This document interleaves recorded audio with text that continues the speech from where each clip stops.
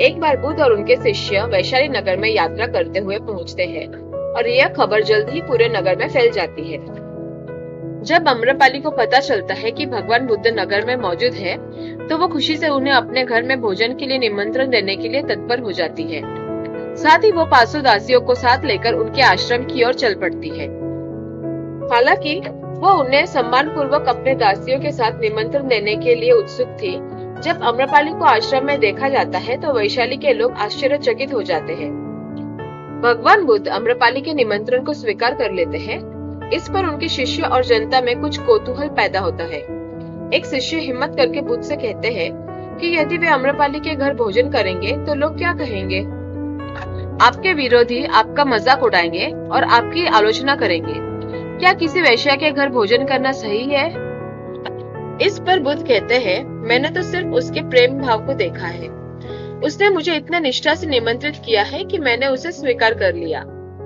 बुद्ध के शिष्य को इस बात की समझ आ जाती है। आम्रपाली ने अनगिनत प्रकार के व्यंजन बनवाए और सुबह से ही बुद्ध के आने की तैयारी में लगी रही।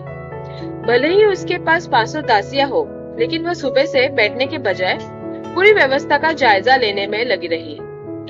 जब भगवान बुद्ध और उनके शिष्य वैशाली नगर यात्रा करते हुए पहुंचते हैं, तो आम्रपाली को वास्तव में यह विश्वास नहीं था कि भगवान बुद्ध उनके घर भोजन के लिए आएंगे। वास्तव में उसे यह विश्वास नहीं हो रहा था कि भगवान बुद्ध उनके घर आएंगे, लेकिन उसका मन ऐसे कर रहा था और वह अपनी पूरी आयोजन को मन से कर रही थी। जब बुद्ध और उनके शिष्य उनके घर के पास पहुंचे तो आम्रपाली की खुशी को कोई हद नहीं थी। आम्रपाली ने खुद बुद्ध के लिए एक थाली लगाई और सभी शिष्यों के भोजन का इंतजाम किया। वह श्रद्धा भाव से आम्रपाली खुद को बुद्ध के लिए समर्पित कर रही थी और उनके सामने बैठकर उन्हें निहार रही थी। आम्रपाली को एक अलग शांति की अनुभूति हो रही थी जब बुद्ध को उन्हें खाते हुए देखा। आम्रपाली को पहली बार इतनी शांति की अनुभूति हुई। वह सोच रही थी कि कोई इतना शांत कैसे हो सकता है, कैसे कोई खाने को इतनी चेतना के साथ खा सकता है। आम्रपाली के मन में चेतना जाग उठी। भोजन के बाद आम्रपाली ने बुद्ध से कहा, आप मेरे घर आए और मैं धन्य हो गई। आपने मेरे महल को पवित्र कर दिया। मेरे मन में आपके प्रति अपार श्रद्धा है।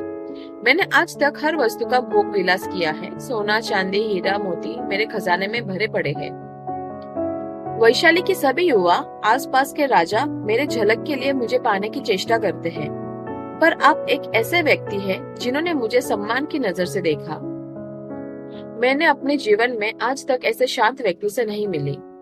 आपसे दीक्षा लेना चाहती हूँ और अपने सभी धन दौलत, महल और सब कुछ आपके शिष्यों को दान करना चाहती हूँ। मैं इस मोह माया की दुनिया को छोड़कर चेतना के मार्ग पर चलना चाहती हूँ और अपने दुख दर्द से मुक्ति पाना चाहती हूँ। बुद्धा ने कहा, देवी, अब तो वैशाली की नगर वधु होने के बावजूद अपने मन को स्थिर और निश्चल रखती है। अपने वैशाली के कल्याण के लिए अनेकों त्याग की है। अब वैशाली के प्रति आपका धर्म निभाने का कार्य संपन्न हो गया है। आप अपनी इच्छा के अनुसार एक बौद्ध भिक्षु बन सकती है। इसके बाद ही बुद्धा ने पहली महिला को बौद्ध भिक्षु के रूप में स्वीकार किया।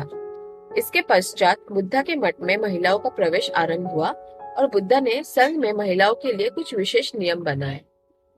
इस रूप में वैशाली की नगर वधु एक बौद्ध भिक्षु बन गई और उन्होंने अपना जीवन सरलता और सहजता से व्यतीत किया।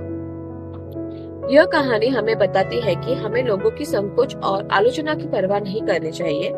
जब हम अपने मन के विकारों से मुक्त होते हैं और सच्ची शांति प्राप्त करते हैं, तब हमारी सत्ता को कोई भी नहीं रोक सकता है। हमें जीवन में सादगी और प्रेम का अनुसरण करना चाहिए और दूसरों की सेवा करने के लिए समर्पित होना चाहिए, बिना किसी भय या आलोचना के। यह कहानी हमें एक संदेश देती है कि मानवता को सम्मान देना चाहिए और समर्पित होना चाहिए, चाहे वो व्यक्ति किसी भी सामाजिक स्थिति में हो। हमें एक व्यक्ति की पहचान उसके कर्मों और भावनाओं से करनी चाहिए, न कि उसके सामाजिक स्थान या पेशे से। यदि कोई व्यक्ति प्रेम और शुद्ध भावनाओं के साथ हमें आमंत्रित करता है, तो हमें उसे स्वीकार करना चाहिए और उसके द्वारा प्रदान की गई शांति और प्रेम को सम्मानित करना चाहिए।